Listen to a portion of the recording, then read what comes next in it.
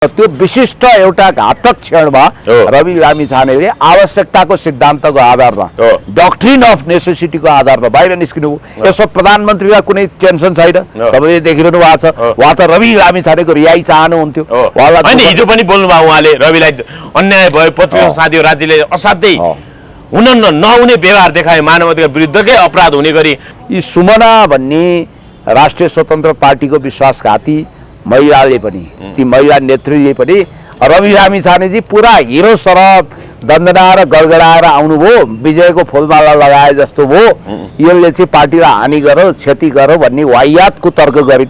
तर एउटा कुरो कतिचोटि भन्नु, जस्तो मैले पटक पटक रिपिटेडली के भनेको छु भने रवि लामिछाने न त आफ्नो मर्जीले छुटेको, तर जेल गएको चाहिँ उहाँ आफ्नै मर्जीले हो अहिले। किनभने उहाँले कहीँ भाग्नको निम्ति सुरुङ खोजेको होइन। उहाँलाई थाहा थियो कि जेलमा जुन आगजनी हुँदैछ, हुन सक्थ्यो, हो त्यो आगजनीबाट बस्न म केही समय मात्रै बाहिर आउनुपर्छ भन्ने उहाँको बुझाइ थियो। तर रवि लामिछाने अनुशासित कैदी बन्दियो। तपाईँको देश जलेकोमा चिन्ता छैन, आफ्नो घर जल्यो भनेर रोइरहेका छन्। हो, घर जल्दा पनि रुनुपर्छ, तर देश पनि त जलेको छ। कैयौँको सिउँदो लुटिएको छ, सिन्दुर लुटिएको छ, कैयौँ आमाका कोखहरू रित्तो भएका छन्। हामी पनि दुखी छौँ। हामी चाहन्थ्यौँ कि स्रोत नखोलिएका यी सबै सम्पत्तिहरू राज्यले राष्ट्रियकरण गर्नु पर्थ्यो।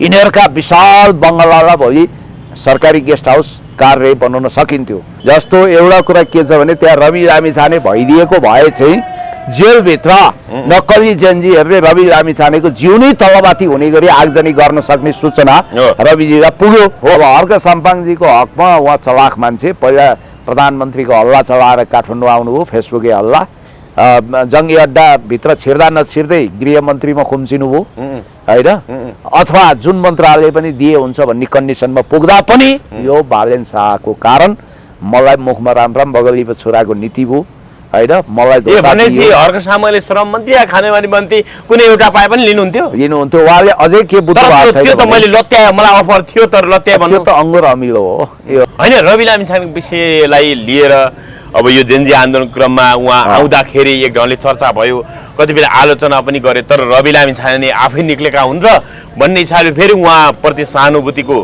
मत पनि प्रकट भयो। तर रवि लामिछाने जबरजस्त चर्चाको पात्र बनिराखेका छन्। यो चाहिँ के कारण हुन सक्छ? रवि लामिछाने तपाईँले प्राइम मिनिस्टर वेटिङ भने जस्तै भावी प्रधानमन्त्रीको रूपमा जनताले एकपटक जसरी पनि हेर्न चाहेको अवस्थाका कारण पनि उनी सधैँ चर्चामा आइरहने अवस्था बन्यो हो नि। अब एउटा कुन चाहिँ हिन्दी फिल्मको एउटा सिनलाई उद्धृत गरेर त्यो प्रकाश राज भन्ने एउटा भिलेन चाहिँ अब त्यो पाइपबाट छिर्दै माथि पुगेर अब सुरुङबाट म निस्किँ भनेर फोत्त निस्क्यो। वरिपरि हेरेर समुद्र देखेपछि निराश भएर फेरि ढकनी छोपेर भित्र गएको सिन छ। रवि लामिछानेजी जेलबाट निस्किएको सिनलाई तोडा गरिन्छ। यी सुमना भन्ने राष्ट्रिय स्वतन्त्र पार्टीको विश्वासघाती महिलाले पनि, ती महिला नेत्रीले पनि रवि लामिछानेजी पुरा हिरो सरब दन्दनाएर गडगडाएर आउनुभयो, विजयको फुलमाला लगाए जस्तो भयो, यसले चाहिँ पार्टीलाई हानि गर्यो, क्षति गर्यो भन्ने वाहियातको तर्क गरिन्। तर एउटा कुरो कतिचोटि भन्नु, जस्तो मैले पटक पटक रिपिटेडली के भनेको छु भने रवि लामिछाने न त आफ्नो मर्जीले छुटेको, तर जेल गएको चाहिँ उहाँ आफ्नै मर्जीले हो अहिले। किनभने उहाँले कहीँ भाग्नको निम्ति सुरुङ खोजेको होइन। उहाँलाई थाहा थियो कि जेलमा जुन आगजनी हुँदैछ, हुन सक्थ्यो, हो त्यो आगजनीबाट बस्न म केही समय मात्रै बाहिर आउनुपर्छ भन्ने उहाँको बुझाइ थियो। भयो पनि त्यस्तै। यसो भन्नुहोस्, आगजनी भएको भए त्यहाँ कैदी बन्दीहरू जल्न सक्थे। रवि लामिछानेको पनि रवि लामिछाने त्यहाँ विषयमा थियो अनि सुमना श्रेष्ठले पार्टी सभापतिको ज्यान तलमाथि हुने विषयमा चिन्ता प्रकट गर्नुपर्ने विषय हो कि? एकदम 100% राइट। जस्तो एउटा कुरा के छ भने त्यहाँ रवि लामिछाने भइदिएको भए चाहिँ जेलभित्र नक्कली जेन्जीहरूले रवि लामिछानेको जिउनै तलमाथि हुने गरी आगजनी गर्न सक्ने सूचना रविजीलाई पुग्यो। र उहाँका मान्छे आत्तिए र तुरन्त गृह सचिवज्यूका पुगे। गृह सचिवज्यूका पुगिसकेपछि गृह सचिवज्यूसँग छलफल गरेर त्यहाँबाट पत्र आयो। पत्र हतपत कहीँ के भयो होला, पुट मिस्टेक भयो होला, मितिसिति गलत भयो होला, के भयो होला कि, तर त्यो पत्र गृह सचिवज्यूबाट आयो। तपाईँले गृह मन्त्रालयको तर्फबाट खण्डन आएको त अहिलेसम्म पढ्नु भएको छैन। गृह सचिवज्यूले त्यो पत्र काल्पनिक हो, म यो पठाएको छैन भनेर गोकर्णमणि दुवाडीले कहीँ भनेको थाहा छ त? होइन, तर नखु कारागार प्रमुखले त्यो आधिकारिक पत्र होइन रविले देखाएको। बाबा नखु कारागार प्रमुखलाई केही व्यवस्था भयो होला, बाध्यता भयो होला, उहाँले बोल्नुभयो।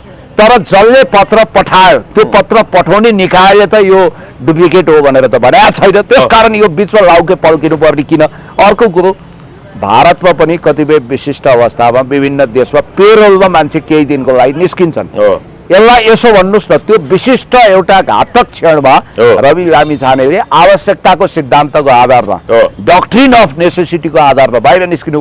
यसो प्रधानमन्त्रीलाई कुनै टेन्सन छैन, तपाईँले देखिरहनु भएको छ। उहाँ त रवि लामिछानेको रिहाई चाहनुहुन्थ्यो। हिजो पनि बोल्नुभयो उहाँले, रविलाई अन्याय भयो, पत्रिका साथी राज्यले असाध्यै हुन नहुने व्यवहार देखायो, मानव अधिकार विरुद्धकै अपराध हुने गरी उहाँलाई झङ्नाझुङ्नु पार्यो, राति राति अड्डा सार गर्यो भन्ने कुरा त गर्नुभयो। सायद मुद्दा पनि टुङ्गिन सक्छ भन्ने कुराहरू पनि आइरहेको छ। मान्छेले चाहिँ अहिलेको गृहमन्त्री जो कुनै समय बालनजीको अस्ति भर्खरसम्म कानुनी सल्लाहकार हुनुहुन्थ्यो, उहाँ नेगेटिभ हुनुहुन्छ, उहाँले नेगेटिभ बोल्नुभयो भन्नुभयो। कुन प्रसङ्गमा कहिले उहाँ नेगेटिभ हुनुभयो त्यो बेग्लै कुरा हो, तर मलाई जहाँसम्म लाग्छ होल सरकारको संयन्त्र उहाँप्रति पोजिटिभ छ र रवि लामिछाने अनुशासित कैदी बन्दी हो।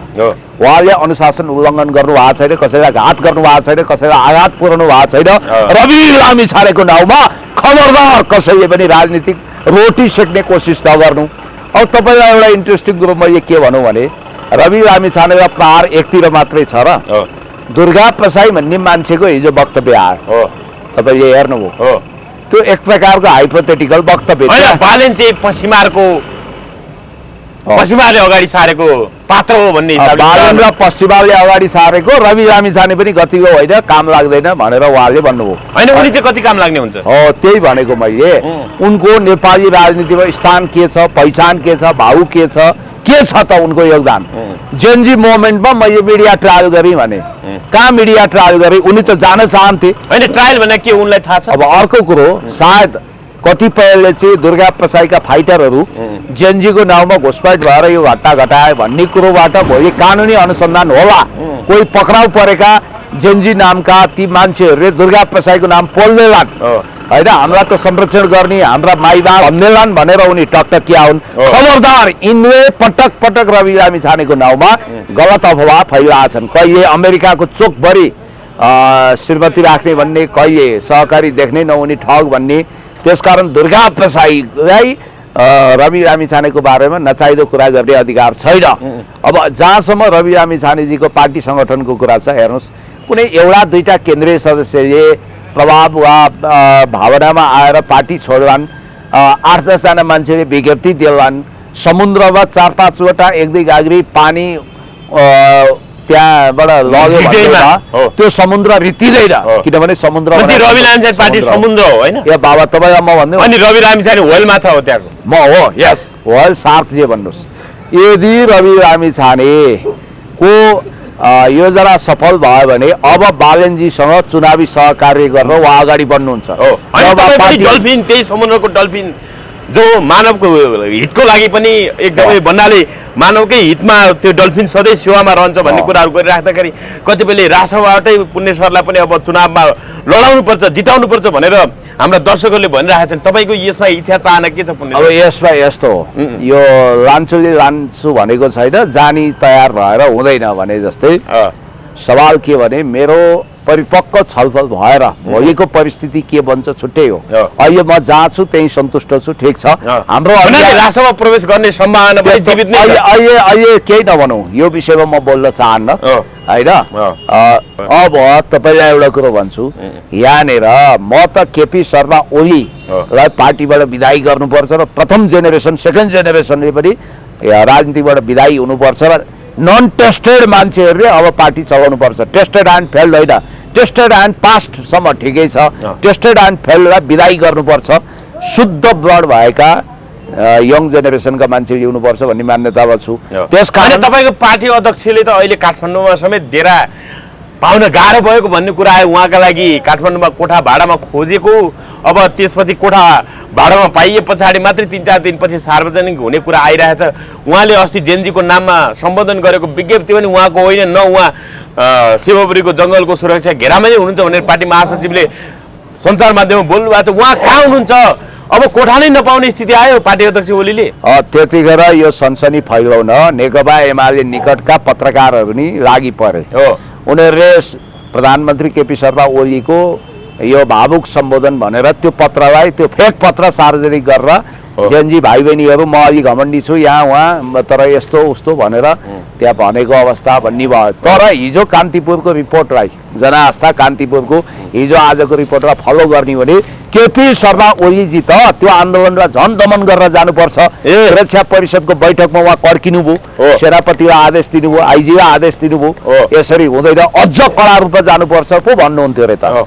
अझ युवा सङ्घलाई त जुलुस निकाल्नु प्रतिकार गर्नु भन्ने टाइपले आदेश दिने भनेपछि उहाँ ज्याद्रै हो अब उहाँको यही स्वभावले गर्दा हेर्नु त हेर्दा हेर्दै राजमहल जस्ता 3-4 घर जले बिचरा होइन अब अहिले 4 चोटि प्रधानमन्त्री भइसकेका मान्छेको बासको ठेगान छैन राजनीति कति निर्दयी हुँदो रहेछ हामीले उहिले कथामा पढ्थ्यौँ के राजाले खोसुवा गरेपछि मन्त्री प्रधानमन्त्रीको हरिविजोग भएको आफ्नै आँखाले देखियो हिजोसम्म सेरो फेरो सबै मेरो अरू त अहिले गइरे भइरे नत्थु खैरे कुरा कर्कट हुन् भन्नेहरू आज सर्वसाधारण मान्छेसँग हारगुहार लगाइरहेका छौँ लाउन कोठा कोठा भनिरहेका छन् होइन उहाँले अब फ्ल्याट त पाएको कुरा छ अब हुन त त्यसलाई नै फोरफार गरेर त्यहीँ बस्ने भन्ने कुरा पनि आएको रहेछ अब त्यो बास व्यवस्थित भइसकेपछि अनि म सार्वजनिक हुन्छु भनेर भन्नुभएको छ अरे तर एउटा कुरो चाहिँ म तपाईँलाई के भन्न चाहन्छु भने याद गर्नुहोला तपाईँ हिंसाको बलमा राजनीतिक शक्ति आर्जन गर्नुहुन्छ भने त्यो घातक हुन्छ चाहे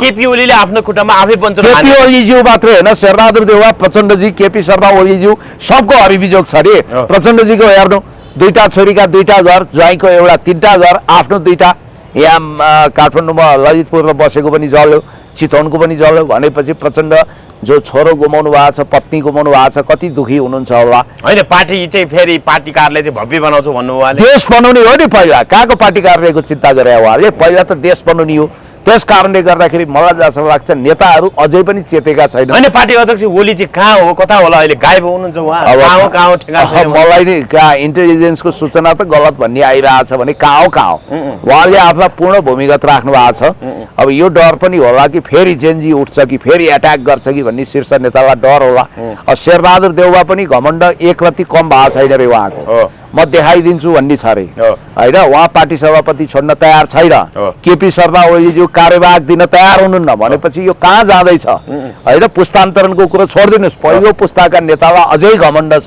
कि हामी नै सर्वेसर्वा हौँ हामीले चलाउने हो हामीले खाने हो भन्ने छ भनेपछि दलहरू मूलधारका दलहरू हाम्रो पार्टीहरू अझै चेत्दैनन् भन्ने मलाई लाग्छ भनेपछि यिनीहरूले आफ्नो भन्नाले यिनीहरू आफ्नै कुकर्मका कारण अझै सकिने अवस्था आउन अझै अब हेर्नुहोस् डेरा नपाउनु भने कम लाजो मर्नु हो ओलीले डेरै पाएनन् भन्ने कुरा आयो अहिले भनेपछि भन्नाले घरपेटीले पनि पत्याउनु भयो ओलीलाई पार्टी अफिसको लागि घर दिँदा नेतालाई डेरा दिँदा मान्छे डराउँछन् तोडफोड हुन्छ कि फेरि अर्को जेएनजी आउँछ कि या त नजिर बस्छन् अहिलेको अवस्था यस्तो छ कि दलहरू सुध्रिने कुनै नामै लिँदैन हेर्नुहोस् है सब घमण्डमा तब्दिल छन् बरु गगन थापाले चाहिँ घोसे मुन्टो लगाएर महामन्त्री छोड्ने कि भनेर एउटा पब्लिक स्टन्ट पनि गरे होइन रवि विरुद्ध हिजो एकदमै हात धोएर लागेका गगन थापा अहिले पछुताउँदै हो त पुनि सर एकदम उनी त यति व्यापक पछुताएका छन् कि अब खैरियत छैन भन्ने यिनले बुझेका छन्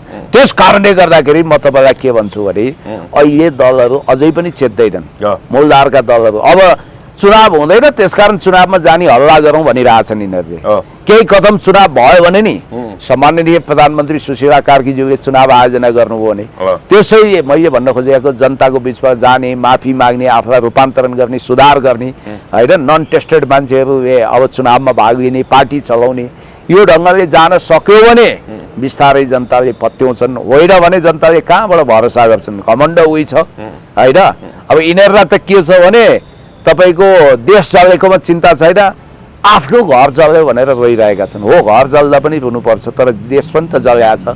कैयौँको सिन्दुर लुटिएको छ, कैयौँ आमाका कोखहरू रित्तो भएका छन्। हामी पनि दुखी छौँ। हामी चाहन्थ्यौँ कि स्रोत नखोलिएका यी सबै सम्पत्तिहरू राज्यले राष्ट्रियकरण गर्नु पर्थ्यो।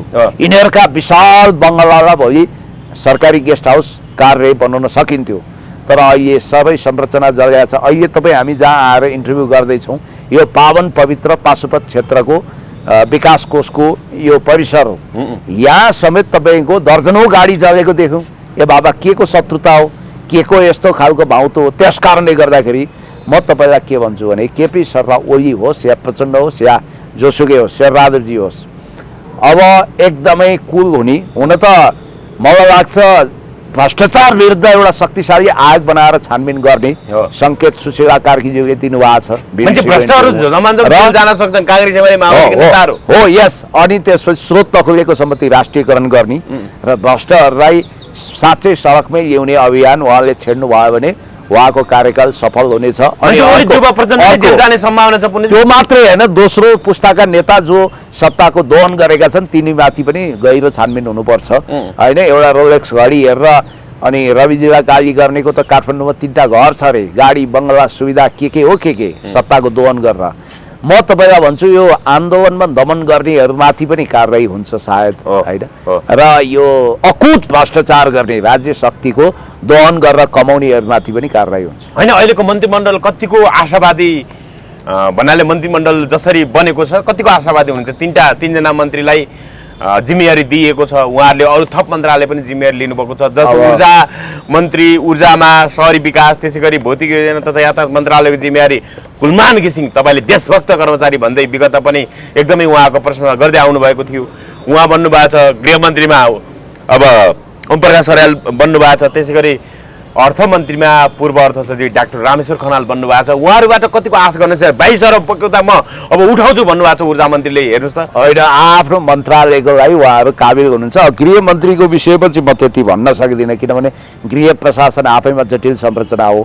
उहाँ कानुनी पृष्ठभूमिको व्यक्ति हुन त भीमार्जुन आचार्यजीले दिएको मन्त्री पनि खाइन भन्नुभयो, सन्दुक रोइटले त अफरलाई अस्वीकार गर्नुभयो, म बिरामी हेर्छु भन्नुभयो भन्ने कुरा आयो। अब कतिले चाहिँ अङ्गुर अमिलो नीति अन्तर्गत नपाएको मन्त्रालय दियो तर मैले खाइन भन्दै वाहियात प्रचार पनि गरेका छन्। कसलाई भन्न खोज्नुभयो तपाईँले? त्यो छन् त्यस्तो, अर्कसाम्पाङलाई भन्न खोज्नु होइन, उहाँलाई म लक्षित गर्दिनँ कि, तर अङ्गुर अमिलो होइन, पहिला ठुल्ठुला मन्त्रालय प्रधानमन्त्रीको हल्ला चलाएर पछि टाइटाई फिस हात्ती आयो फुस्सा भन्ने पनि छ। म तपाईँलाई के भन्छु भने बालेन शाहलाई पनि प्रधानमन्त्रीको अफर गरिएको होइन, सुशीला कार्की नै हो। बालेन शाहजीलाई उप प्रधानमन्त्री सहित गृह मजासँग दिइन्थ्यो, त्यो उहाँले त्योभन्दा शानदार काठमाडौँ महानगरपालिकाको चेयर हो भनेर अस्वीकार गरेकै हो उहाँले आफ्नो। अब हर्क साम्पाङजीको हकमा उहाँ चलाक मान्छे, पहिला प्रधानमन्त्रीको हल्ला चलाएर काठमाडौँ आउनुभयो, फेसबुकै हल्ला, जङ्गी अड्डाभित्र छिर्दा नछिर्दै गृहमन्त्रीमा खुम्चिनुभयो होइन, अथवा जुन मन्त्रालय पनि दिए हुन्छ भन्ने कन्डिसनमा पुग्दा पनि यो बालेन शाहको कारण मलाई मुखमा राम बगलीको छोराको नीति भयो होइन। मलाई हर्क सामले श्रम मन्त्री या खानेपानी मन्त्री कुनै एउटा पाए पनि लिनुहुन्थ्यो। उहाँले अझै के बुझ्नु भएको छैन। त्यो त मैले लत्याए, मलाई अफर थियो तर लत्याए भन्नु त अङ्गुर अमिलो हो। यो तपाईँको मेरो सूचना अनुसार उहाँले लिनुहुन्थ्यो, उहाँलाई त्यहीँ धोका भयो। उहाँलाई अझै पनि के भ्रम रहेछ भने यो किङ मेकर भनेको बालेन शाह, मलाई बनाउने नबनाउने उनको हात छ भनेर उहाँलाई भ्रम छ। कठै बरात त्यो होइन है। सुशीला आमै अहिले सम्माननीय प्रधानमन्त्रीज्यू नै अन्तिम निकाय हो। उहाँले तपाईँसँग प्रश्नप्रश्न कुरा गर्नुभयो, भोलि चुनाव लड्ने पार्टी बनाउने मान्छे भन्दा पनि स्वतन्त्र छविको चाहिन्छ, राजनीति नगर्ने भन्ने उहाँको बुझाइ भयो। यो आधारमा त कुलमानजीले पनि अब चुनाव नलड्ने हुनुभयो नि त, मन्त्री हुनुभयो, त्यसबाट रिटायर हुने अवस्था उहाँको पनि देखियो। रामेश्वर खनाल र ओम प्रकाशलाई त राजनीति नै गर्नु छैन होइन, प्रष्ट कुरो। रामेश्वर खनालजी लामो समय वर्ल्ड ब्याङ्कको कन्सल्टेन्ट भएर IMF को सिफारिसमा अथवा ADB-बाट उहाँले कन्सल्टेन्सीमा काम गरेर अब उहाँको म्याडम भगवानको प्यारो हुनुभयो, अरबौँ करोडौँ करोड उहाँले स्टक मार्केटबाट सेयर ब्रोकरको रूपमा कमाउनु भयो होइन। तर अब अहिले विदुर हुनुहुन्छ, उहाँ ब्याचलर हुनुहुन्छ। मैले तपाईँलाई के भनौँ भने अब मन्त्री परिषद 11 सदस्यसम्म बन्ने होइन। हर्क साम्पाले जुन मलाई मन्त्री बन्ने भए चाहिँ भारतीय दूतावासबाट अनुमति लिएर आऊ भनेको त्यो चाहिँ म मानिनँ भन्ने कुरा यस्तो के फोन गरे होला को जेनजी भने कुन जेनजी दुर्गा प्रसाईको पनि जेनजी छ अर्काको पनि जेनजी छ कुन जेनजीले फोन गरौँ कसले त्यो त उहाँले भन्नुभएको छैन त्यो पनि त्यसमा पनि फेरि भारतीय दूतावासकै असीम अनुकम्पामा यदि मन्त्री बन्ने अवस्था आएको सप्रमाण पेश गर्नुहुन्छ भने त सुशीला कार्कीज्यूलाई प्रधानमन्त्रीमा बसिरहने नैतिक अधिकार छैन सप्रमाण भन्नु पर्यो तथ्यसहित भन्नु पर्यो अब मैले अङ्गुर खान पाइनँ त्यसकारण त्यो अङ्गुर अमिलै थियो भन्ने सिद्धान्त यहाँ लागू होइन हुँदैन तर हेर्नु श्रम अभियान मार्फत धरानलाई त्यत्रो हराभरा बनाउनु भएको छ उहाँले यो यत्रो सार्वजनिक सम्पत्ति क्षति भएको विषयलाई पनि 6 महिनाभित्रै जुरुक्क उठाउनु हुन्थ्यो होला सम्भावना बोकेको नेता होइन हर्क साम्पा होइन त्यसो त हिलोबा चटाइमा गुन्द्रीमा बसेर उहाँले काम गर्नु भएको छ तर अब मन्त्री बनाइदिया भए पनि राम्रै हुन्थ्यो होइन उहाँको पनि मन शान्त हुन्थ्यो अब उहाँ बन्नु भएन अब उहाँ दुखी हुनुभयो त्यही कारण रुनुभयो होला उता धरानतिर गएर त्यही नै देखियो सिन त हामीले होइन अब मान्छे एउटा शीर्षकमा रुन्छन् अर्को शीर्षक टाइटल बन्छ त्यस कारण तपाईँ यति कुरा के थाहा पाउनुहोस् भने उही दुर्गा प्रसाईले पनि अङ्गुर अमिलोको नीति अप्नाए मलाई दिएको थियो स्वास्थ्य मन्त्री यो सिस्टम रेन्जर खान्न भन्छन् अब दिएपछि खाँदैनन् भने नेपाल अर्को सिस्टम सुन्नु नेपालमा प्रधानमन्त्री त्याग गर्ने 2टा मान्छे मात्रै हुन् एउटा स्वेच्छाले खुसीका साथ त्याग गर्ने गणेश मानजी उहाँले राजाले जब प्रधानमन्त्री 46 सालपछि अफर गर्नुभयो उहाँले भन्नुभएको छ वीरेन्द्र सरकार म त टोयलेट बस्दै 3 घण्टा लाग्छ म के को प्रधानमन्त्री हुनु म हुन्न गणेश कृष्णप्रसाद भट्टराईलाई बनाउनु अन्तरिम सरकारको प्रधानमन्त्री भनेर उहाँले छोडिदिया हो अर्को चाहिँ बढी जान्ने सुन्ने अजासु हुँदा दिएको हातमा आएको प्रधानमन्त्री गुमाउने तारानाथ राणाभाट तपाईँ चारैतिर हेर्नुहोस् उनले पनि भनेका छन् राजाले उनलाई बोलाए ल ताराजी अब तपाईँले सहयोग गर्नु पर्यो तपाईँ प्राइम मिनिस्टर हुनु पर्यो शुक्रबार तपाईँ अब दौरा सुरुवाल कोर्टमा आउनु पर्यो शपथ लिनु पर्यो प्रधानमन्त्रीको भनेपछि त्यतिखेर अब यस्तो थियो सूर्यबहादुर त हटिसकेको लोकेन्द्र बहादुरलाई पदस्थापना नगरेको अवस्था बिचमा भ्याकुम थियो यो 60 सालतिरको कुरो अनि ताराभाट चाहिँ सरकार म खुसी छु हुन्छ भने अनि गिरिजा प्रसाद कोइराला गएपछि गिरिजा त महाचतुर ए ताराजी तपाईँले के गर्दै हुनुहुन्छ यो तपाईलाई सभामुखबाट राजीनामा गरेर प्रधानमन्त्री पद दिने भने त संसदको अस्तित्व सिद्धाउने हो म चाहिँ संसद पुनर्स्थापनाको लडाइँमा छु तपाईँ चाहिँ आफ्नो सभामुख पद गुमाउँदै हुनुहुन्छ यो त मिलेन तपाईँलाई काङ्ग्रेसले कारवाही गर्छ भनेपछि उनले अब चिची पनि हेरे पापा पनि हेरे अनि गएर राजालाई सरकार अब मलाई दुवै पद बक्सिनु पर्यो म सभामुख पनि हुने भएँ प्रधानमन्त्री पनि हुने भएँ भनेपछि बुझेँ तारा बुझेँ भनेपछि कालो चिया पनि नखुवाइकन निराश बनाएर पठाए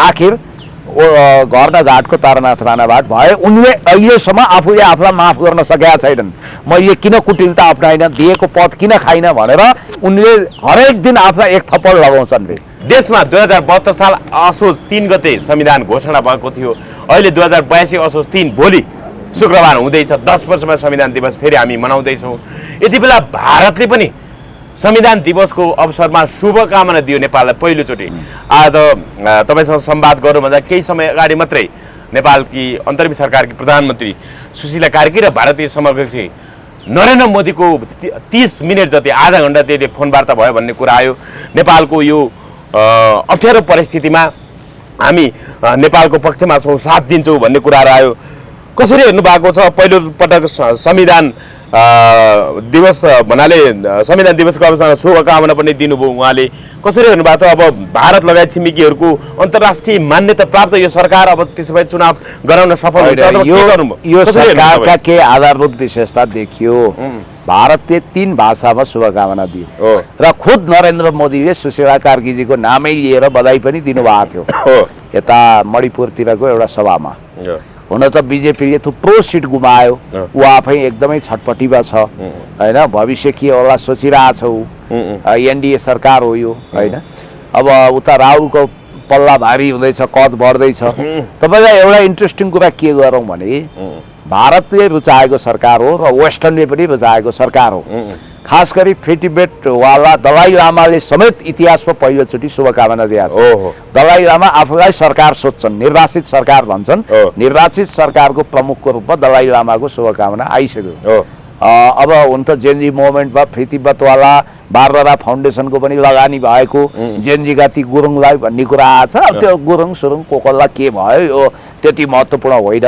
तर एउटा कुरा चाहिँ पक्का के हो भने केपी ओलीलाई बाप बहिनी सम्झने भारतले केपी ओली सरकारलाई जुनसुकै मूल्य भए तपाईँको टोपल डाउन गर्नुपर्छ, यहाँबाट हटाउनुपर्छ भन्ने सोच्दै मोदी सरकारले सुशीला कार्कीजी प्रति एकदम प्रेम भाव दर्शाएको छ, दया भाव वात्सल्यता देखाएको छ। अब यसको विशेष अर्थ होला। र अर्को कुरो चाहिँ म तपाईँलाई के भन्छु भने सुरक्षा परिषदको बैठकमा केपी शर्मा ओलीले राजीनामा दिनुभन्दा 1 घन्टा अगाडि पनि उहाँ बम्किँदै हुनुहुँदो रहेछ। होइन यो टाउकोमा र छातीमा ताकी ताकी गोली हान्ने त नेपालको प्रहरी र सेना हुन सक्दैन, यो कसले हान्यो भनेर उहाँ बम्किँदै हुनुहुन्थ्यो रे। यो रहस्यको पाटो तपाईँले खोलाउनु पर्यो। कतै नेपाल प्रहरीको नाम बेचेर कुनै सार्प सुटर कुनै अपराधी कहीँ घुसपैठ त भएन भन्ने कुरो यहाँ चासोको विषय छ। भारतीय प्रधानमन्त्री नरेन्द्र मोदी ठ्याक्कै लेख्नुभयो कि अन्तर्मित सरकारकी प्रधानमन्त्री नेपालकी अन्तर्मित सरकारकी प्रधानमन्त्री सुशीला कार्कीसँग न्यानो कुराकानी भयो। हालै भएको दुःखद मानवीय क्षतिप्रति हार्दिक संवेदना व्यक्त गर्दै शान्ति र स्थायित्व पुनर्स्थापना गर्ने उहाँको प्रयासमा भारतको अटल समर्थन रहने कुरा दोहोऱ्याए भनेर ट्विट गर्नुभयो। ठिक छ त, ठिक छ। अब के हुन्छ चुनाव छिमेकीहरूको साथले अब भन्छ यो सरकार दरिलोसँग उभिन्छ। यस्तो हो, बाइल्याटरल शुभकामना आदान प्रदान गर्नु, एकअर्काको बिचमा हार्मोनी कायम गर्नु त ठिकै होला होइन। हामीले पेट्रोटिक हुने नाममा अन्तर्राष्ट्रवाद पनि अप्नाउँदैनौँ। हामी छरछिमेकीसँग सन्तुलित सम्बन्ध, असंलग्न परराष्ट्र नीति र पञ्चशीलताको आधार र सम्बन्ध बनाउँछौँ। हामी उग्र राष्ट्रवादको झन्डा उठाउँदैनौँ, कसैसँग कोल्टिने कसैसँग झर्किने काम गर्दैनौँ होइन। खुल्लम खुल्ला प्यार करेंगे, खुल्लम खुल्ला वार करेंगे सहीमा हामी जानुपर्छ। हामी वार त गर्न सक्दैनौँ, प्यार गर्ने हो भने पनि समानताको आधारमा। हामी 1 इन्च पनि जमिन गुमाउँदैनौँ। हुन त प्रचार त भयो, चुच्चे नक्सा खोइ नवीन श्रीवास्तवजी भारतीय राजदूत जब सुशीला कार्कीजीको कार्यकक्षमा प्रवेश गर्नुभयो त्यहाँ चुच्चे नक्सा गायब भन्ने कुरा पनि आएको छ। राष्ट्रियताको सम्बन्धमा दरो खरो उत्रिनुपर्छ। सुशासनमा हामीलाई शङ्का छैन, किनभने यो सरकारले सुशासनको राम्रो झल्को दिइसकेका छ। अब यहाँनिर के छ भने यो दोहोरो पेन्सनको कुरामा चाहिँ बढी मिडियाबाजी भएको मैले महसुस गरेँ। रामेश्वर खनालजी र कुलमानजी भनेको सरकारी कर्मचारी, उहाँहरू पेन्सनर हो। पेन्सनरले चाहिँ दोहोरो तलब भत्ता, मन्त्रीको सुविधा तलब लिन पाउँदैन। होइन 22 अरब बगैँचा उठाउने कुरा गर्नुहुन्छ कुलमान घिसिङले। ऊर्जा मन्त्री बन्नु त्यही त साकेको राजीनामा दिने तयारी उहाँ मूलमा हुनुहुन्छ भन्ने कुरा, बाटो खुला गर्दै हुन्छ भन्ने आशा राखेको भन्ने कुरा। डेडिकेटेड फिडर र ट्रङ्क लाइनबाट असुल्नु पर्ने, उद्योगहरूबाट असुल्नु पर्ने 22 अरब बगैँचा असुल गर्नुपर्छ। तर केही मान्छेले के शङ्का गरे भने हेर्नुहोस् है, शङ्काले त लङ्का जलाउँछ। जसरी ओम प्रकाशलाई गाईवाला मान्छे गाई कटुवा भनेर दुष्प्रचार गरे, त्यसै गरी कुलमानजीको दाउपेच भनेको चाहिँ नेपालका उद्योगी व्यवसायीहरूलाई बिजुली नदिएर उद्योग टाट पल्टाउने अनि इन्डियाका सामानहरू खरिद गर्ने, यो खालको प्रपञ्च हो। उद्योग धाराशाही बनाउने भने मलाई यो सोरै आना हावादारी कुरा लाग्यो। तपाईँलाई यति कुरो के भनौँ भने 11 सदस्यीय मन्त्रीमण्डलमा को होला नि त? अब मोहनाको पनि चर्चा चल्छ। अब यति लामो कपाल पाल्पा अस्ति भर्खर इन्डिया भिजिटमा गएको रमेश लेखकलाई ओपन च्यालेन्ज दिने, कहिलेकाहीँ उटपट्याङ कुरा गर्ने, खगेन्द्र सुनारको पनि नाम आउँछ। नाम त मेरै चलाइदिए बेकारमा होइन, खाइ नपाई छालाको टोपीलाई। त्यस कारणले गर्दाखेरि म तपाईँलाई के भनिदिन्छु भने अहिलेको अवस्था एकदम फ्रेजाइल छ, तरल छ। यहाँ त अर्को खतरा के देखियो भने टाइम टु टाइम यदि दण्डहीनता भएर जेएनजीको नाउँमा घुसपैठ गरेका अपराधीहरू जस्तै सिंहदरबार जलाए, सर्वोच्च अदालत जलाए, अहिले म पुगेर आएँ महाधिवक्ताको कार्यालयमा हाम्रो कृष्णप्रसाद भण्डारीजीको सुपुत्री हुनुहुन्छ सविता बराल भण्डारी, भेटेर आएँ, शुभकामना दिई। खण्डहर बनाइदिएका छन् सारा संरचनाहरू, बाल बचेछ। एटर्नी जेनरलको अफिस त्यो पनि तोडफोड त पर्याप्त गरेका छन्, आगजनी गरेका छन्, तैपनि केही न केही संरचना बचेको छ भन्ने बित्तिकै नेपालको रणनीतिक महत्त्वका स्थललाई छानी तपाईँको जलाइएको छ। खरबौँको क्षति भएको छ। अब सुशीला कार्कीज्यूको अगाडि 6 महिनाभित्र इलेक्सन गराउने असाइनमेन्ट छँदैछ। साथमा सुशासन र भ्रष्टाचार विरुद्ध, दण्डहीनता विरुद्ध पनि उहाँ खडा हुनुपर्छ र अपराधीहरूलाई कारबाही गर्नुपर्छ भन्ने कुरोमा उहाँ दृढ भएर जानु पर्यो। हस्, धन्यवाद पुण्य। Thank you so much.